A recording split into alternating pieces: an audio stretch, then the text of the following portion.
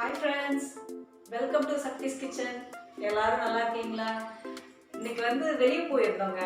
சரி, குட்டீஸ்க்கு எதனா ஸ்நாக்ஸ் வாங்கி வச்சுட்டு போகலாம் அப்படின்ட்டு கேக் வாங்கி வச்சுட்டு போனோம். மளிகை சாமான்லாம் வாங்க வேண்டியது இருந்தது.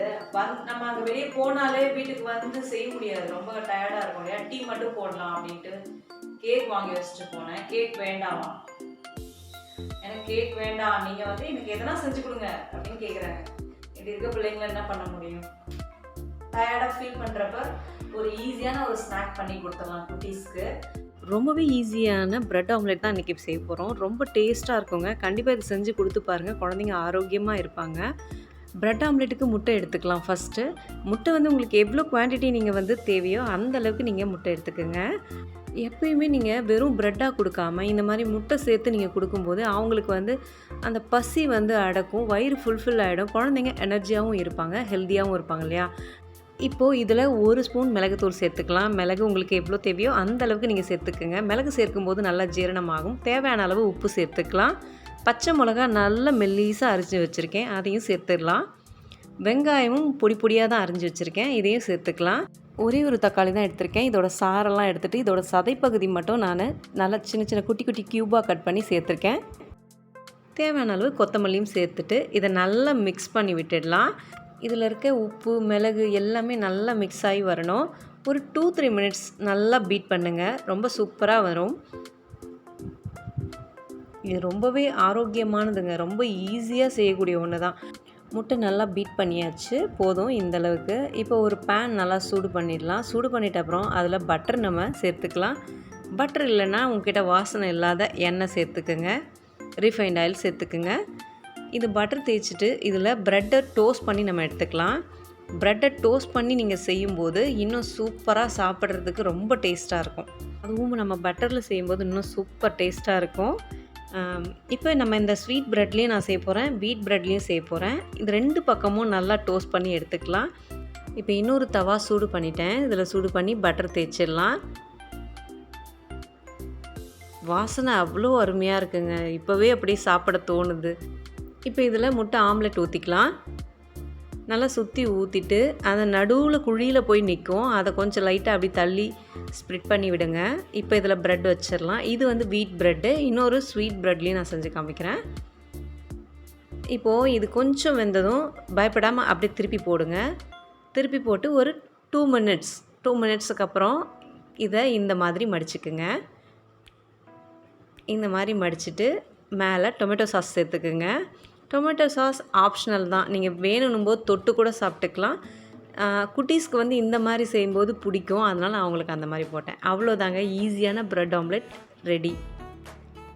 பார்க்க மட்டும் இல்லைங்க, சாப்பிட அவ்வளோ டேஸ்ட்டாக இருக்கும், வயிறு ஃபுல்ஃபில் ஆகிடும். உங்களுக்கே திடீர்னு எதனா சாப்பிடணும்னு தோணும் போது இதை செஞ்சு சாப்பிடுங்க, ரொம்ப சூப்பராக இருக்கும். நான் மேக்ஸிமம் எனக்கு பசி எடுக்கும்போது டக்குன்னு இதை தான் செஞ்சு சாப்பிடுவேன், கொஞ்சம் நமக்கு எனர்ஜியாக இருக்கும். இப்போ ஸ்வீட் ப்ரெட் ஊற்றலாம். ஸ்வீட் ப்ரெட் இந்த கல்லில் ஊற்றும் போது ரொம்ப நல்லாயிருக்கும். இது இண்டோலியம், ரொம்ப நல்லாயிருக்குங்க இந்த கல். ரொம்ப எங்கள் அம்மா யூஸ் பண்ண கல் இது, ரொம்ப சூப்பராக இருக்கும். சீஸ் போட்டுக்கலாம். இதில் சீஸ் ஆப்ஷனல் தான், உங்களுக்கு வேணுன்னா போட்டுக்கோங்க, இல்லைன்னா வேண்டாம். பட் ஆனால் சீஸ் போடும்போது இன்னும் சூப்பர் டேஸ்ட்டாக இருக்கும். நம்ம போய் கடையில் அங்கே பீஸா சாப்பிட்றத விட நம்ம இது சாப்பிடலாம், ரொம்ப சூப்பராக இருக்கும் வீட்டிலே செய்கிறதால. அதே மெத்தட் தான், நம்ம அதே மாதிரியே திருப்பி கட் பண்ணி சீஸை போட்டு இப்படி ஒன்று மேலே ஒன்று வச்சிடலாம். வச்சுட்டு மேலே டொமேட்டோ சாஸ் சேர்த்துக்கலாம். டொமேட்டோ சாஸ் ஆப்ஷனல் தான், நான் சொன்னேன் முன்னவே. அதே மாதிரி நீங்கள் டொமேட்டோ சாஸ் சாப்பிடும்போது கூட தொட்டு சாப்பிட்டுக்கலாம், அப்படி கூட நீங்கள் செய்யலாம். இப்போ திருப்பி போட்டுக்கலாம். இது நீங்கள் நல்லா கல் சூடேறிட்ட அப்புறம் சிம்லே வச்சு செய்யுங்க, அப்போ தான் சூப்பராக இருக்கும். அவ்வளோதாங்க, அருமையான சீஸ் பிரெட் ஆம்லெட் ரெடி. பார்க்க எவ்வளோ சூப்பராக இருக்குது பாருங்களேன், இப்போவே சாப்பிட்ணும் போல் தோணுது.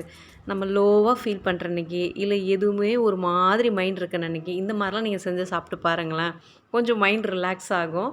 சாப்பிட்டோன்னா வயிறு ஃபுல்ஃபில் ஆகிடும். வயிறு ஃபுல்லானாலே நமக்கு எந்த டென்ஷனும் அதிகமாக இருக்காது.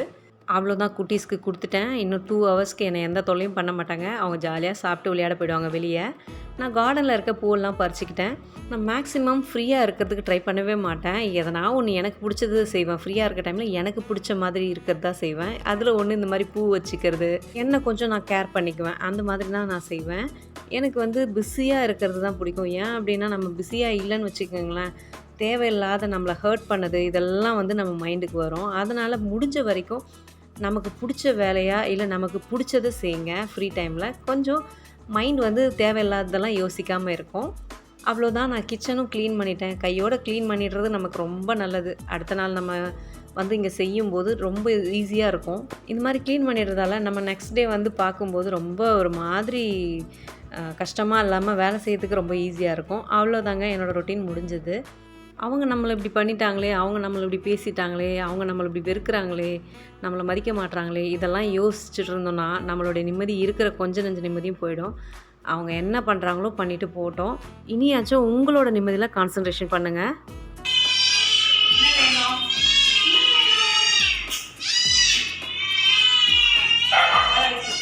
போ போ. அப்படியே இருக்கு. ம்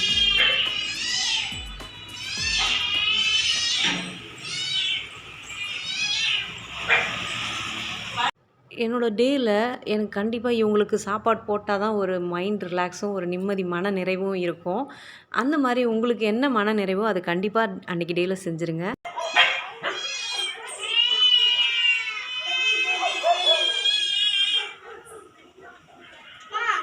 ஏம்மா பிளாக்கியா? ஓ, அவன் சாப்பாடு அங்கே வேணாம்மா, பூனை கண்ணு அது வேணுமா? வேற என்ன? நான் பார்க்கணும்.